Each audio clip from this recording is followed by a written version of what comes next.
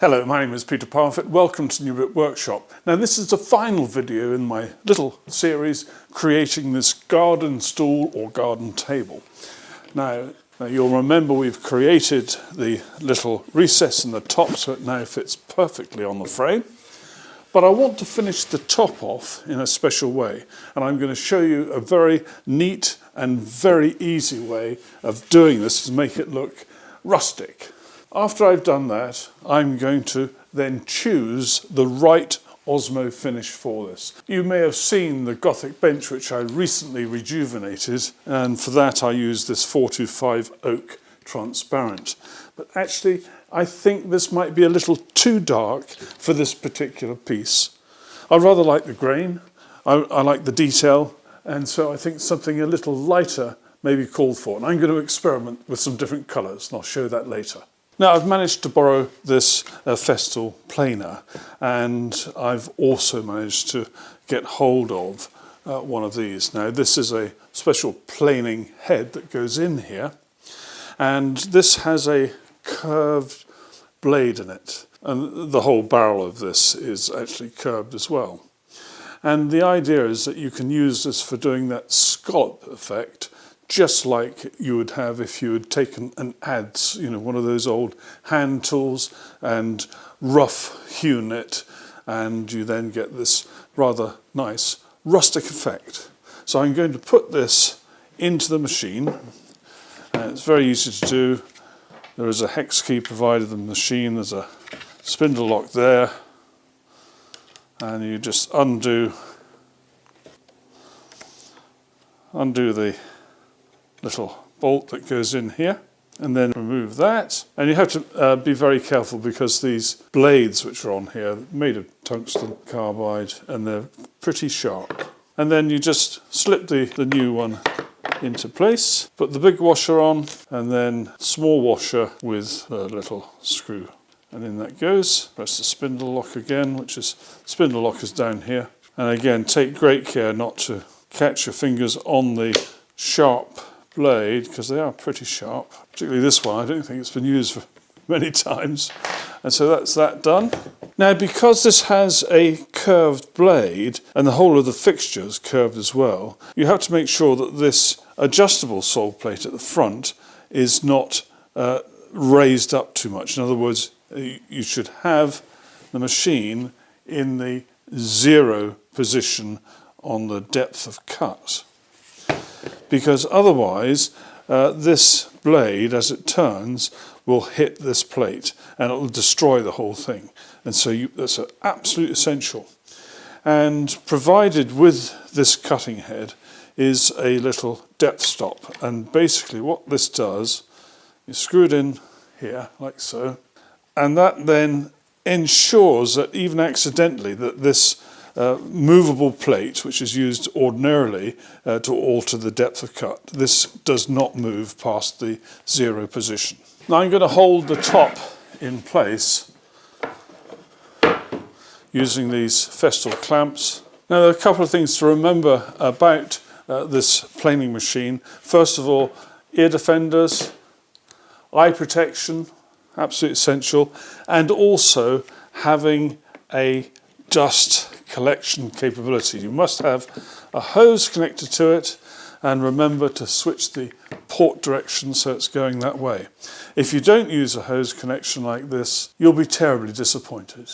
Now at the back of the machine is a little gadget that is normally there so that when you put the machine down, it's not flat on the surface, therefore the rotating cutter isn't going to be cutting the material. However, in this case, because we use the machine by lowering it down in different places, we don't want this to come into effect. So I'm going to lift it and move it in so it's now not in effect. What you have to now remember is that you must start the machine with it off the surface, and when you stop, do not lower it back down onto the surface until the machine has completely come to rest, or flick this back into operation again.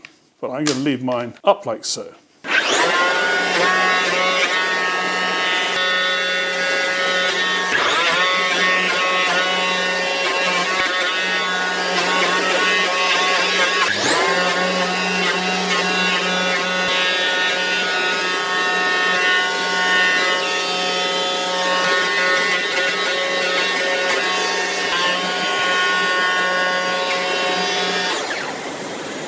Well, I'm pretty pleased with that. I'm going to start with some 60 grit.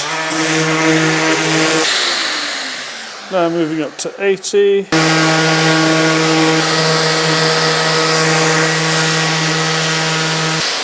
And then 120. And I don't know whether that shows up well enough in this light. By the time I put the Osmo on here, I think you'll see an absolute amazing transformation. So I'm just going to give this a little bit of a sand around the edges, and then I'm going to go over it with a little bit of 180, and then that will be it.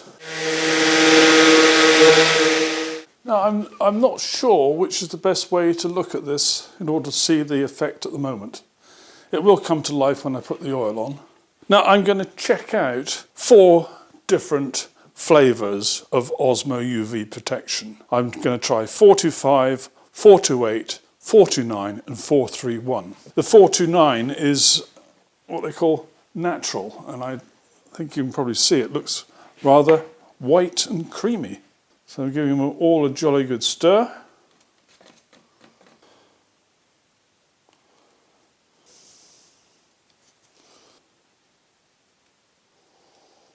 Right, well, there are the 4 test goes all done. 425, 428, 429, 431.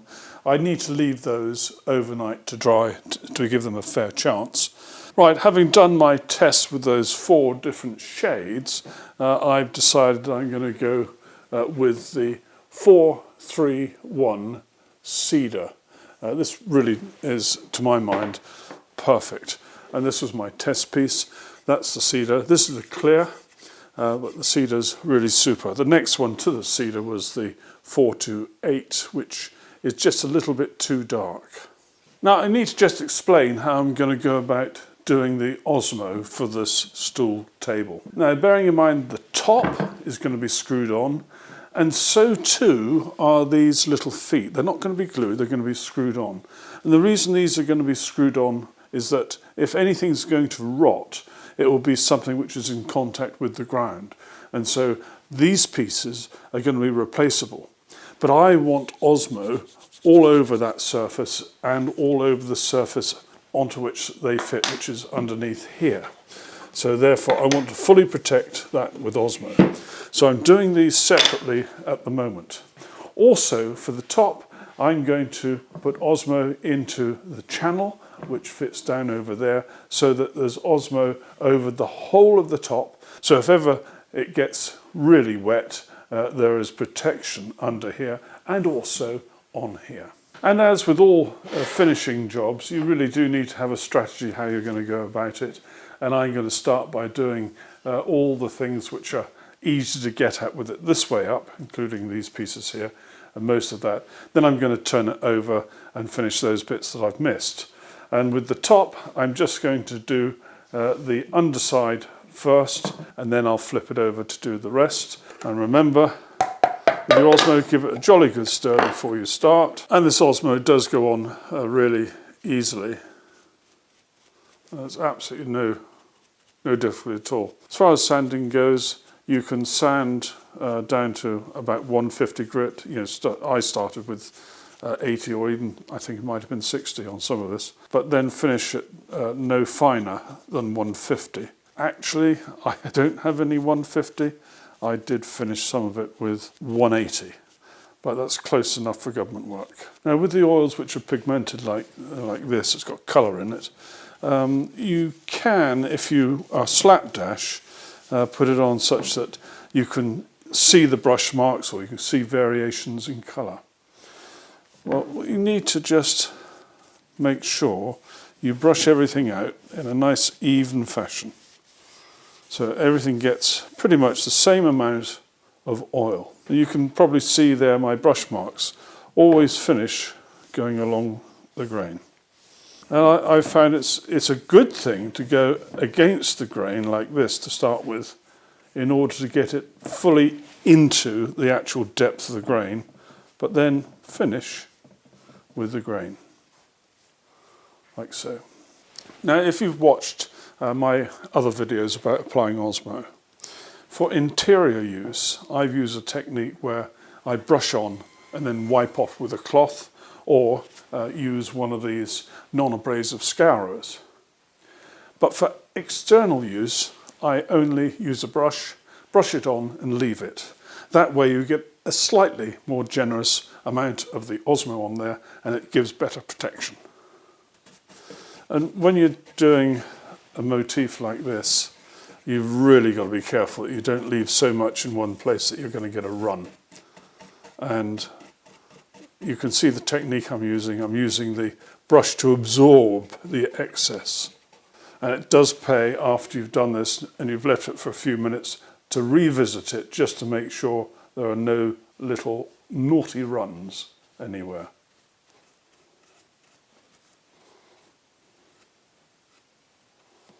Well, I've stuck my little pegs there. I'm now going to attempt to turn this over. It may or may not work, I don't know.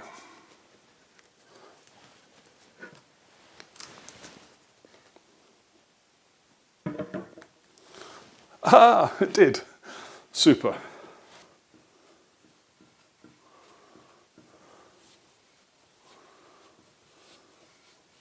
And so I can do the rest of the top. I'm just going to pop some screws in here, just a little bit.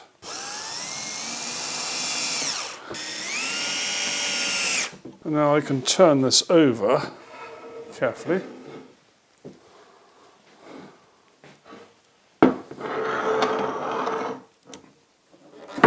And now I can apply the Osmo over the rest of the top.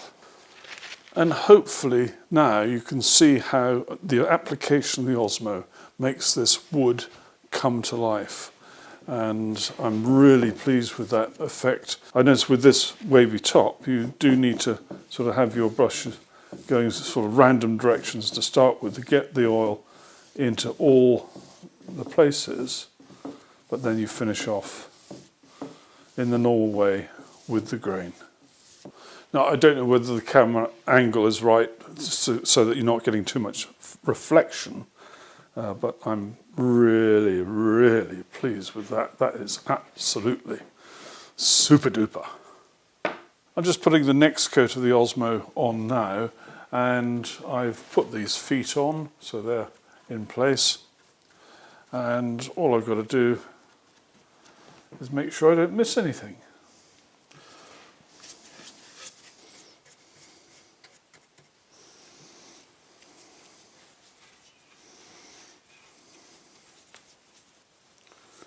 Well, I'm really pleased with that. I hope the light's right so you can see how good that is.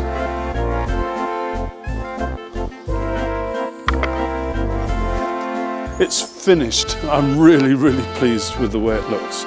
I love this sort of rustic looking top, and the Osmo is perfect. Many thanks for watching. Take care. Bye-bye.